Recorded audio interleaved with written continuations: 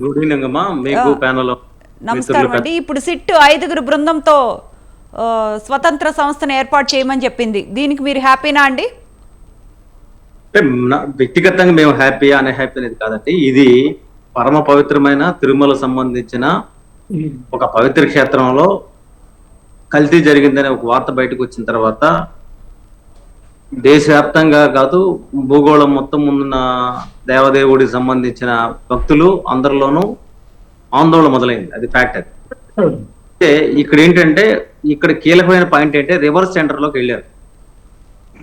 మందిని సంబంధించో లేకపోతే ఇంకా వేరే కంపెనీలకు సంబంధించి అమౌంట్ నుంచి తగ్గించే క్రమంలో వేరే కంపెనీలకు ఇచ్చారు. గత 5 ఏళ్లుగా ఏ కంపెనీలకు ఇచ్చారు, ఏ కంపెనీలకు ఇస్తే ఎంత రేటు కోట్ చేశారు, ఎంత తగ్గించారు అనేది డేటా ఈ విచారణలో బయటకు వస్తుంది. ఒకటి అంటే ఇమీడియట్ గా ఇప్పుడు లడ్లు, పాత లడ్లు ఎక్కడ దొరకవు కదా, పాత రిజిస్ట్రేషన్ పేపర్లు అంటే దొరుకుతాయేమో కానీ పాత లడ్లు ఎక్కడ దొరకవు. కాబట్టి ఆ కంపెనీలు వాళ్ళకి సంబంధించిన శాంటిటీ, వాటికి సంబంధించిన ప్రమాణాలు మొత్తం కూడా ఇప్పుడు ఈ విచారణలో బయటకు వస్తాయి. కాబట్టి ఇక్కడ ఎవరు ఓడినట్టు ఎవరు గెలిచినట్టు అనే దానికంటే కూడా ఇక్కడ ధర్మం గెలవాలి. అదే సమయంలో ప్రజల మనోభావాలని దృష్టిలో పెట్టుకుని అందరూ సహకరించాలి. ప్రతిపక్షం సహకరించాలి, అధికార పక్షం సహకరించాలి, పబ్లిక్ కూడా సహకరించాలి, అందులో సందేహం లేదు. కానీ ఒక అభియోగం వచ్చిన తర్వాత మన రాష్ట్ర ప్రభుత్వ చిత్తశుద్ధిని మనం శంకిస్తూ పోతే ఇంకా రాష్ట్రంలో పోలీస్ వ్యవస్థకి అర్థం ఉండదు. ఎనీహో వాళ్ళ కోర్టుకి వాళ్ళ హక్కు, మా మీద మేము వెళ్ళామని వాళ్ళ హక్కు. కానీ ఇక్కడ కోర్టు విల్సన్ గారు ఇక్కడ సుప్రీం కోర్టు క్లియర్ గా చెప్పింది రాజకీయాలొద్దు, రాజకీయ డ్రామాలొద్దు అని. అయినా కూడా టీడీపీ గాని వైఎస్ఆర్సీపీ గాని కాస్త రాజకీయమే చేస్తున్నట్లు అనిపిస్తోందండి. అంటే అధినేత చంద్రబాబు గారు క్లియర్ గా సత్యమేవ జయతి, మీరెవరు సుప్రీం ధర్మాసనం కోసం మాట్లాడద్దు అని చెప్పినా కూడా రాజకీయాలే మాట్లాడుతున్నట్టు అనిపిస్తోంది. ఎవరు రాజకీయం చేస్తున్నారు? వైసీపీయా, టీడీపీయా, లేకపోతే కేసు వేసిన వాళ్ళు ఎవరు రాజకీయం చేస్తున్నట్టు సుప్రీంకోర్టు లేకపోతే న్యాయమూర్తులు భావించారు? మీ దగ్గర ఏమైనా క్లారిటీ ఉందా మేడం? లేదండి, లేదు, క్లారిటీ లేదు, చూస్తుంటే అనిపిస్తోందండి.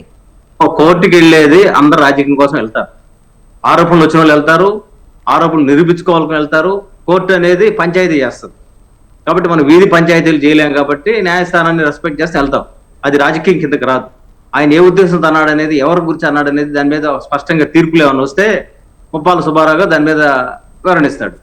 ఇక్కడ రాజకీయం కాదు, ప్రజల మనోభావం. కాబట్టి ప్రజల మనోభావాలకు సంబంధించి కోర్టు కూడా ఏం భావించిందంటే ఇది సీరియస్ ఇష్యూ, కోర్టు ఫీల్ అయింది.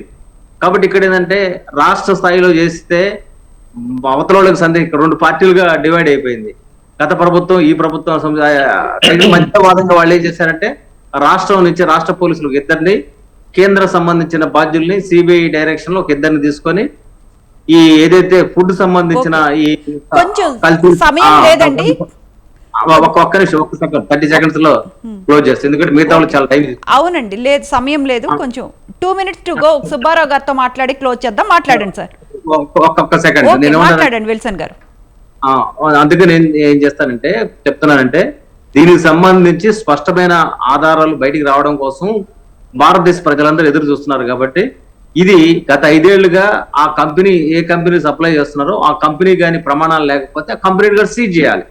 అదేవిధంగా దీని తప్పు కానీ ఎవరు చేసినా సరే ఆ తప్పు చేసిన వాళ్ళకి ఖచ్చితంగా శిక్షించాలి. ఆ శిక్షకి వెనక తగ్గాల్సిన అవసరం లేదు. దేవుడే శిక్షించడమే కాదు, మనం కూడా చట్ట ప్రకారం కూడా శిక్ష పడాలి. ఆ దిశగా ఈ ప్రయత్నం జరగాలి మేము కోరుకుంటున్నాం. కాబట్టి తప్పు ఎవరు చేసినా ఆ తప్పుకి ఖచ్చితంగా శిక్ష పడాలి కూడా కోరుకుంటున్నాం.